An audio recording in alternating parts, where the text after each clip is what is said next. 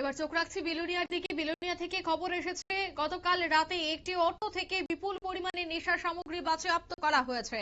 জানা গেছে বিলোনিয়া থানার এনসি নগর এলাকা থেকেই এই অটো থেকে গাঁজা সহ এক নাবালককেও আটক করা হয়েছে। তবে জানা গেছে এই গাড়ির চালক কিন্তু পলাতক। বিলোনিয়া অটো থেকেই 20 কেজি এই গাঁজা উদ্ধার হয়েছে।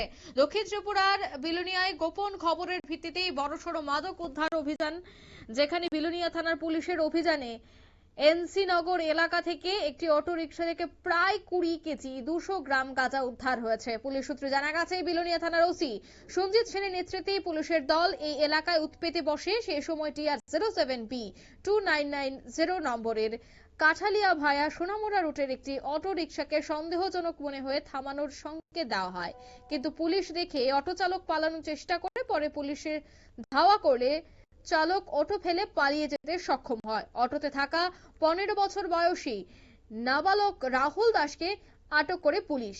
তল্লাশি চালিয়ে দুটির বস্তায় মোট 10 প্যাকেট থেকে 20 কেজি 200 গ্রাম গাঁজা উদ্ধার করা হয়েছে। কি বলছেন পুলিশ সে বিষয়ে শোনাবো।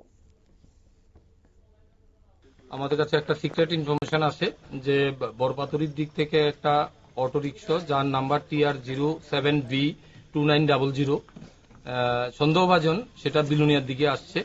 এই খবরটা পাওয়ার পর আমি আমার স্টাফ নিয়ে সাথে সাথেই বনকর থেকে বরপাতুরি রোডে আমি আসি ওই অটোটাকে ডিটেইন করার জন্য বা চেক করার জন্য।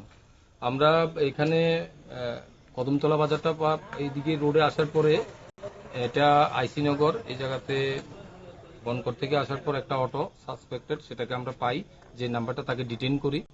ডিটেইন করার পরে আমি যখন সিগন্যাল দিই অটোটা ব্রেক দেয় এবং সাথে সাথে এখানে উল্টে যায় এবং অটো থেকে আমি নামতে নামতে অটো থেকে একজন লোক পালিয়ে যায়, আরেকজন অটোতে আমরা ডিটেইন করি। তো এটাকে সার্চ করে দেখতে পাই অটোতে একজন লোক ছিল যার নাম রাহুল দাস, বাড়ি তার মনাইপাথর যাত্রাপুর থানার আন্ডারে। তো এই অটোটাকে চেক করে দেখি এটার মধ্যে সন্দেহভাজন দুটো গাঁজার প্যাকেটের বস্তা মজুদ আছে। এই খবরটা পাওয়ার পরে এবং চেক করার পরে আমরা প্রথমেই আমাদের হায়ার অথরিটিকে জানাই এবং সাথে সাথে আমি আমাদের এক্সিকিউটিভ ম্যাজিস্ট্রেট বেলোনিয়া স্যারকে আমরা ইনফর্ম করি। স্যার সাথে সাথে এখানে আসেন এবং আমরা এফএসএল টিমকে আমরা ডাকি।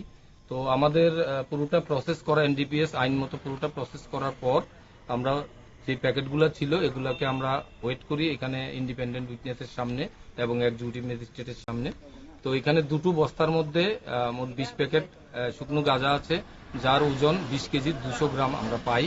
এগুলো আমরা সিজ করেছি পাবলিকের সামনে। সাথে সাথে অটো রিক্সা এবং একটি মোবাইলও পাই, যে যার গাড়ি ছিল তার একটা মোবাইল, এগুলো আমরা সিজ করি এবং রাহুলকে আমরা পজিশন নিয়েছি। একটা এনডিপিএস আমরা কেস নেব আজকে।